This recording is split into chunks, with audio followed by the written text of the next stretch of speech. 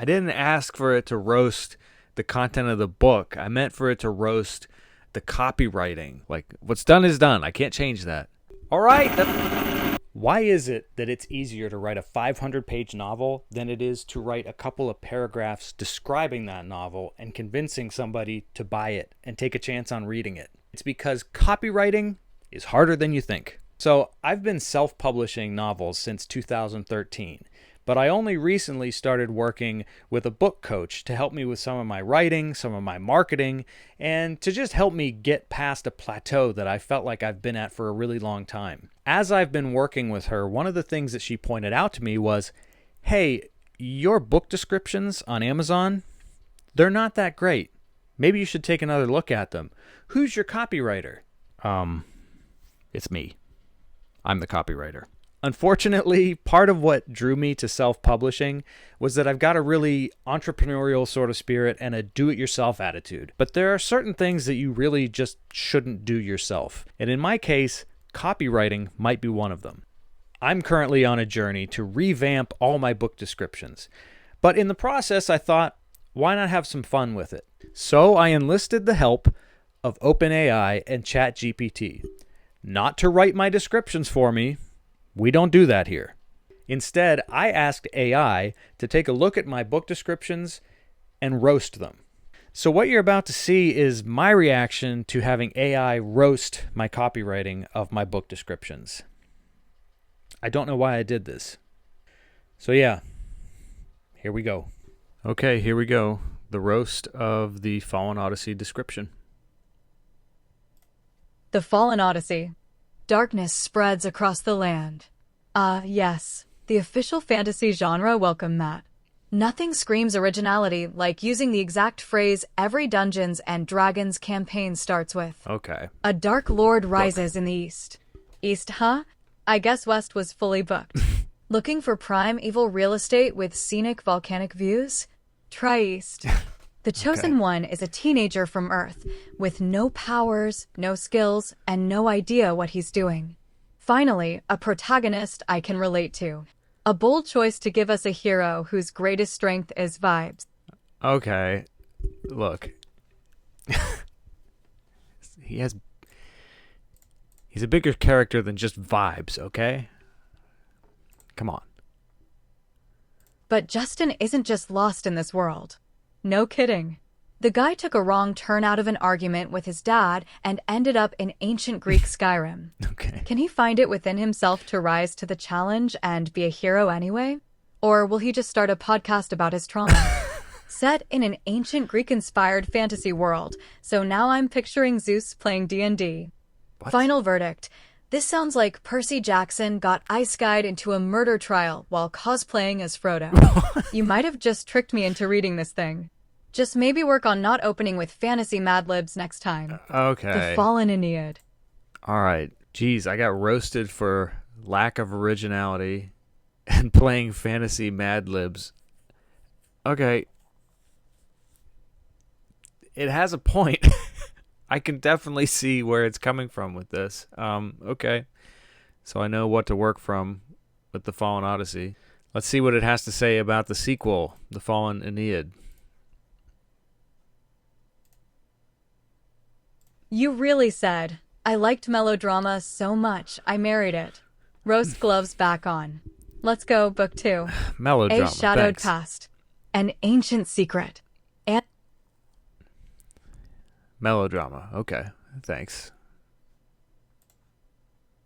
A Shadowed Past. An Ancient Secret.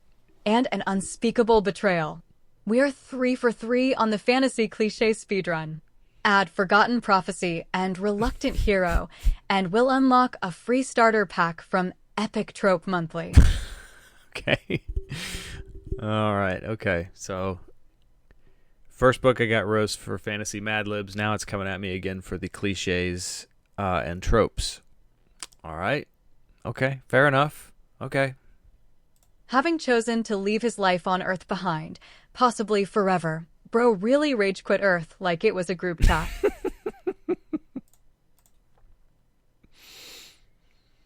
Justin Holmes returns to the realm of the Oikoumene. Ah yes, the Oikoumene. Rolls off the tongue like a Greek salad in a blender. Is it a realm? A seasoning? A lost IKEA collection? While his What a jerk. This lady is a jerk. while his friends are pulled deeper into diverging conflicts. Diverging conflicts, aka too many subplots, not enough coffee. Justin faces his greatest struggle yet, a battle against the darkness within himself. Oh dang, it's edgy time. Justin's inner darkness better have a villain monologue and eyeliner. Jeez, okay. Holy cow. Final verdict. This blurb is 75% dramatic stares into the middle distance and 25% accidental war crimes. Justin Holmes continues his epic journey of poor decision-making, magical PTSD, and doing sword stuff while quietly wishing he was still eating Pop-Tarts in his Earth kitchen. This lady is such a jerk. Magical PTSD and doing sword stuff while quietly wishing he was still eating Pop-Tarts in his Earth kitchen. She just distilled my book down to its most essential qualities. Okay, there we were. That was book 2, The Fallen Aeneid. She didn't mention anything about the title, which the title's not great. That was some low-hanging fruit that she did not go for. But she did roast me for a few other things there. The IKEA collection comment, that one hurts. Okay, on to book 3. Shadows of the Fallen. A hidden city, a powerful artifact, and a deadly legacy. That's right, folks. We're 3 for 3 again on the fantasy setup bingo. Add forbidden love and mysterious prophecy, and the box explodes into a wizard. What? A devastating battle in her home city has left Leah Anavian as queen and commander of an alliance of disparate forces brought together by necessity. Congrats, Leah. You just got promoted via mass tragedy. Oh. Also, disparate forces brought together by necessity is fantasy speak for we hate each other, but plot said team up. But a new plan of attack. Yeah, that's fair enough. Just like there's plot armor, there's also plots, team-ups. But a new plan of attack could mobilize her forces on a journey straight into the heart of enemy territory. Because if history's taught us anything, it's that marching into enemy territory always goes smoothly and never ends in ambushes, betrayal, or theatrical slow-motion deaths. Silent Soldier Hookbard embarks on a mission. Hookbard. Now that's a name.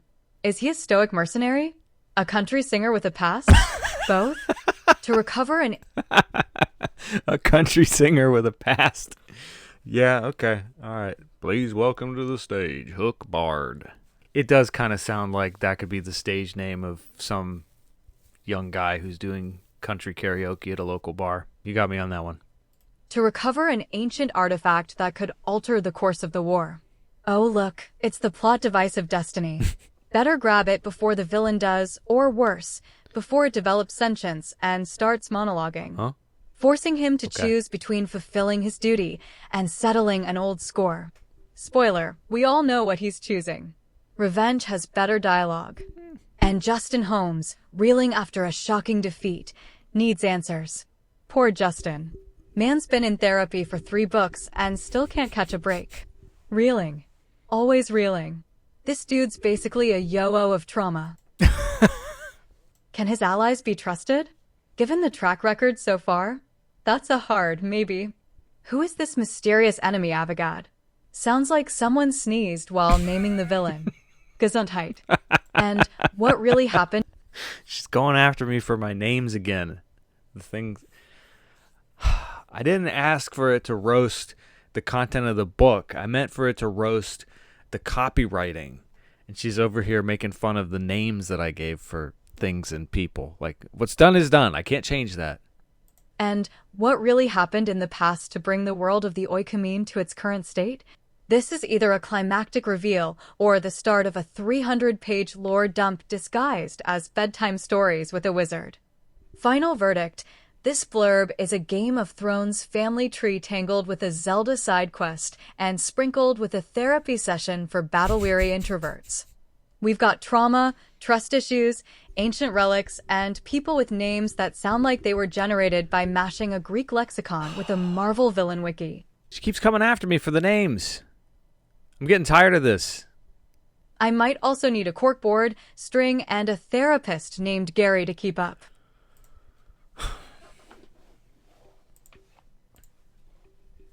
Okay, time for book 4. Let's see what AI thinks of my copywriting for the book 4 description. Children of the Fallen. Yes, book 4. The Empire strikes back, but everyone has depression. Justin Holmes was the promised savior of humanity, a powerful warrior sent from another world to drive back a demon invasion. Keyword, was. So either he got demoted, ghosted the prophecy, or wandered off because he left the stove on back on Earth. Now, Justin is missing. Has anyone checked under the plot rug? Queen Leah Anavian has led an army of light halfway across the known world to fight the Dark Lord Avogad. Shout out to Army of Light, the official name for every fantasy faction that refuses to admit they sometimes do morally questionable stuff.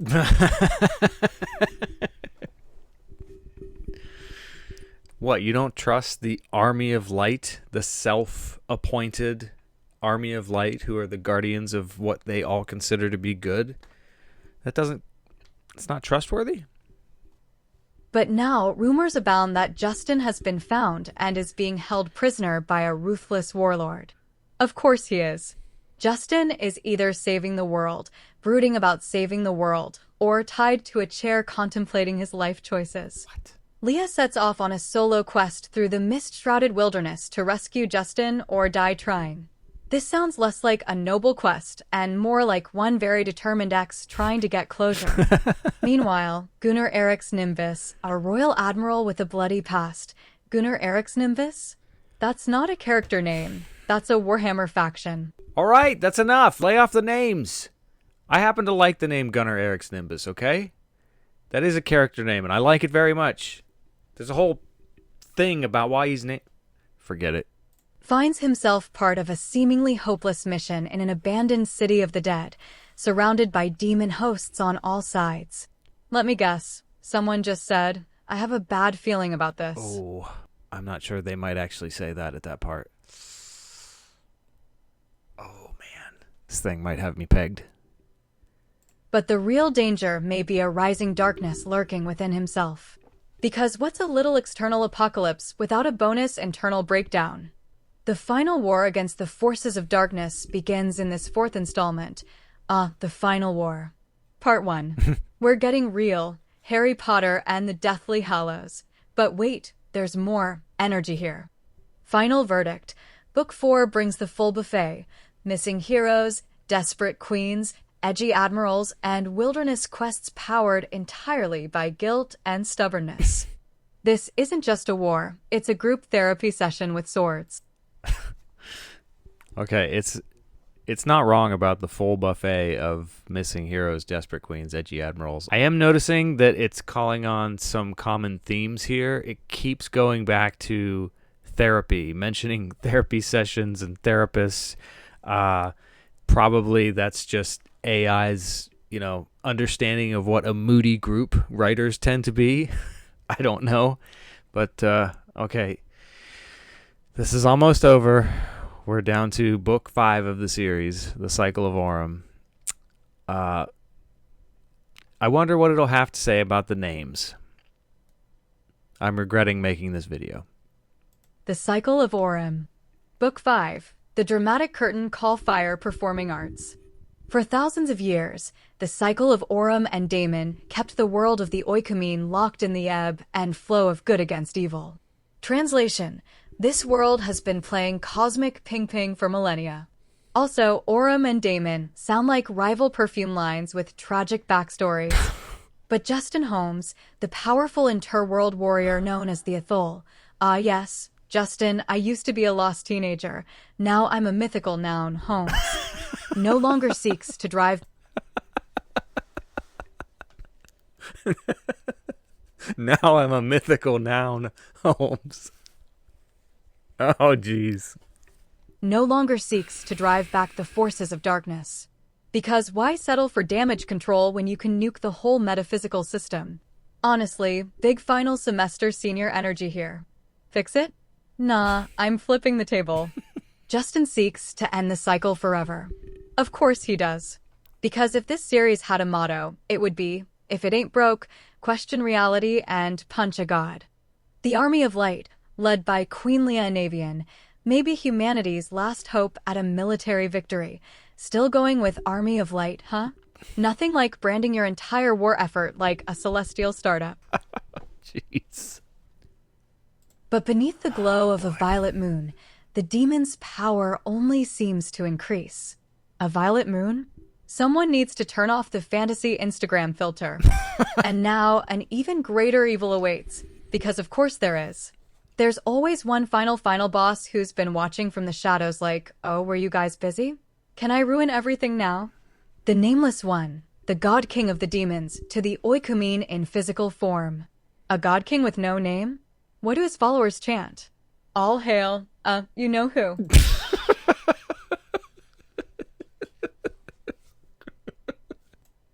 Also, physical form equals bad news. Nobody ever gets coffee when they manifest. It's always smiting. In this concluding installment of the 5-book Fallen Odyssey series, a rare fantasy series that actually ends at 5 books and didn't spiral into book 12, Son of the Side Character's Journal. I like that one because, yes, this series does actually end. In fact, it's got a very, very clear ending. There's no room for like, oh, I wonder if the story goes on this way. I wonder if it goes on this way. Like, no, it's definitely done. Final verdict. This blurb is peak finale energy. Prophecies collapsing, moons glowing ominously, gods stepping out like, sup, and your main character finally deciding to break the fantasy universe like it's a rental car. Justin Holmes started as a confused kid with no skills. Now he's ready to cancel the entire metaphysical operating system. Let's hope he backs up the world before hitting Control plus Alt plus Destiny. Oh, jeez. Oh, man, it's a little scary because there are definitely some things that are not input into this I'm just using the descriptions as I've written them on Amazon, and I know I'm not a very good copywriter. I know that. This is me joking around about taking the first step to fix these descriptions and make them a lot better. But it's really kind of crazy that it's picking up on certain themes and then filling in some of the blanks that are not included in these descriptions. It clearly knows a lot based on having taken in a lot of information about fantasy novels and fantasy series and has just figured out what tends to happen in them and is jumping to conclusions about what happens in mine, and in some cases seems to be right on the money. So, yeah, in many ways, my little AI copywriter here sort of has me pegged. I mean, it wasn't too mean. Definitely picked on some of the issues that I know I need to fix. Didn't really give any constructive feedback whatsoever. It was mostly just making fun of my name choices and the fantasy Mad Libs. So, yeah, this has been my first step in overhauling my book descriptions. We are going to use some professional advice, not from AI, from actual real copywriters, and see if I can't come up with much better descriptions for my books and see how that translates. See if we can arrive at a better end product. So anyway, thanks for watching. I'm going to go cry.